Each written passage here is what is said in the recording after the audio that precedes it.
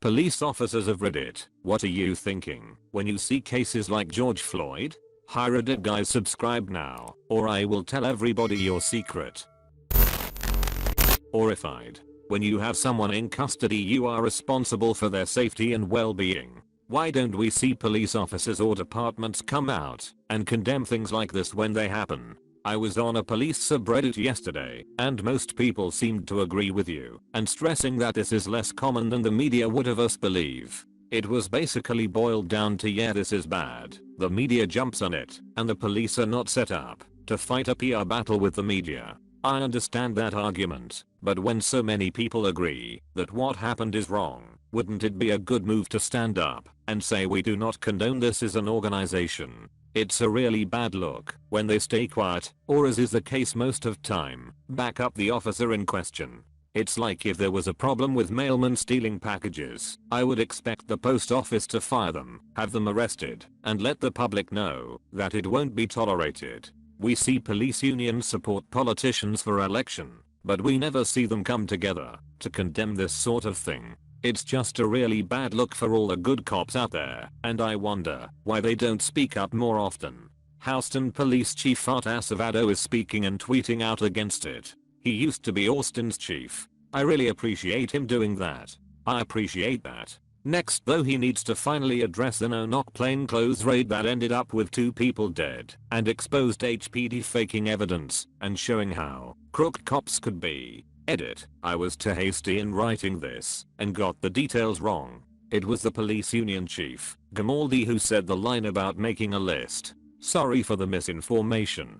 And please don't buy awards. I can't speak as a police officer, but I can speak as a public employee. It's simple. I'm not allowed to make statements on behalf of the government. Now if you are asking why culture that allows things like this to happen are allowed to foster, I'll leave that to the Leos to answer. Edit. For everyone's clarification, I'm merely stating the facts, not taking a side. This is why so many people don't like cops. Their silence invalidates the bad apple argument. Edit. Feel like some PPL are confused by what I meant. Maybe I used the wrong terms. What I wanted to say is that when everyone screams all cops are pigs etc., the opposing argument is no, there are just bad apples, but most cops are good. And my point is, if that is true, if most cops are good and these incidents are only the result of bad apples, then they need to condemn said apples. But when the police remain silent, it makes it seem like they are treating the cop in question as one of their own, rather than a bapple.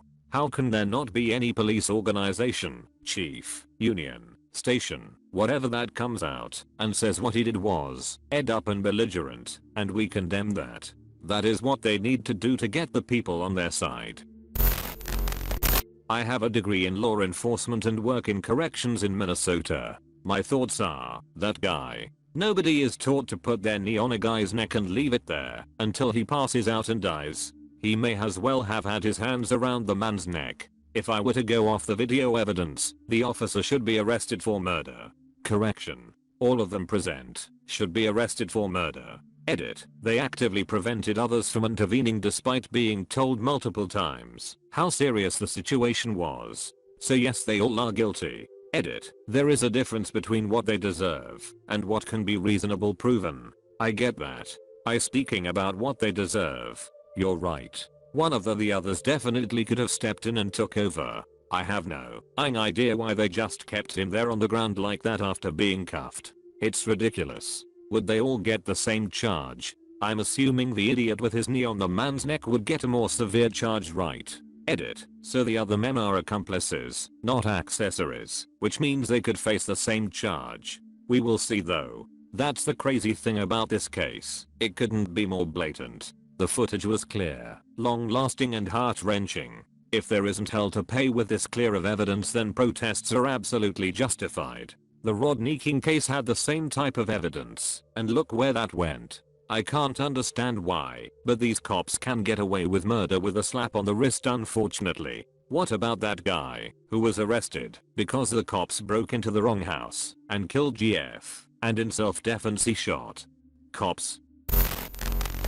Not a local. I'm a Fed 5 years into the job. George Floyd was murdered and it's disgusting. We are trained that anything involving the neck is a no-go and is considered deadly force. We were also trained that if you make an arrest in a prone position, you search and then immediately move them onto their side or a seated position because the risk of asphyxiation is so great. If a suspect says they can't breathe, believe them and take measures to correct to it.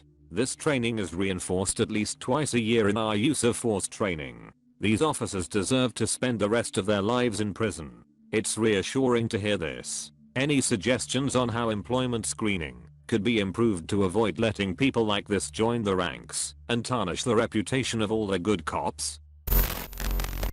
I'm a former police officer and so have had plenty of training in physical restraint of individuals being arrested. There is no police academy training officers to kneel on someone's neck to subdue them. That's how you kill a person. There is extensive training on how to avoid seriously injuring a person while restraining them, and I guarantee you every one of these officers was trained to never strike a person in the neck or choke them. The officer who killed him is very clearly liable for manslaughter at the very least, and I think the other officers who stood by have some accountability as well, because they knew damn well that was not how you handle a person, and should have stepped up.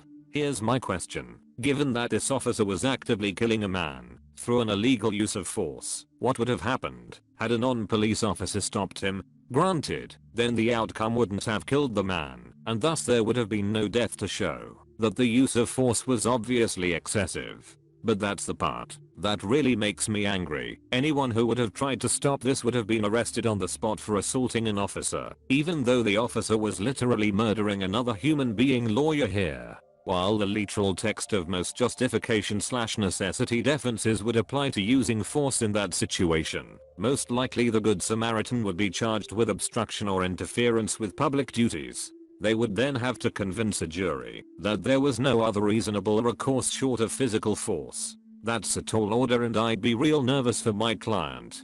In a worst case scenario, our hypothetical Samaritan gets tased or shot or killed for their troubles. My thoughts? Record and verbally demand the officer stop is probably the wisest course. But that is exactly what happened, and clearly the end result is that the cop didn't stop and someone died. The wisest course, because unfortunately a more interfering action may get you seriously hurt or killed.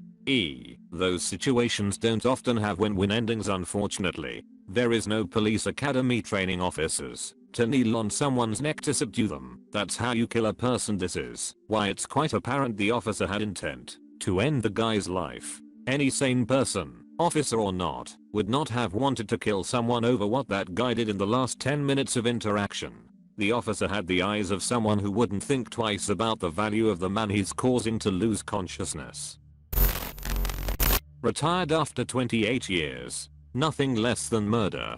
All the guys I worked with would never have considered doing something like that. You treat combative in custody once they are secured as human beings. Nothing should be personal. Once they've been subdued and you are safe as an officer, you stand him up, pat him down, and understand that your arrestee is at a low point in his life. Give him some dignity and you'll generally get his respect. It works 90+% of the time. That man was subdued and nobody should have been on him at that point. Cop here.